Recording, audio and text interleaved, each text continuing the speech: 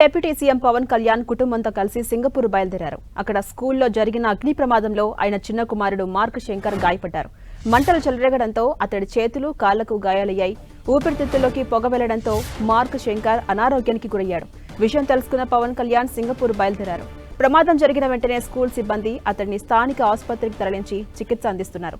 Mark Shankar ఊపిరితిత్తుల్లోకి పొగ వెళ్లిపోవడంతో ఇబ్బందులకు గురైనట్టుగా తెలుస్తోంది. ఆయనతో పాటు మరో 14 మంది కూడా గాయపడ్డట్టుగా తెలుస్తోంది. పవన్ కళ్యాణ్ చిన్న కుమారుడికి జరిగిన ప్రమాదంపై మంత్రి నారా లోకేష్ స్పందించారు. అగ్ని ప్రమాదంలో గాయాలైన మార్క్ శంకర్ త్వరగా కోలుకోవాలంటూ ఎక్స్ వేదికగా ట్వీట్ చేశారు. స్కూల్లో అగ్ని ప్రమాదం జరగడం దురదృష్టకరమన్నారు లోకేష్. ఇలాంటి క్లిష్ట సమయంలో పవన్ కళ్యాణ్ కు అండగా ఉంటామన్నారు. ఇటు మాజీ మంత్రి కేటీఆర్ కూడా ట్వీట్ చేశారు.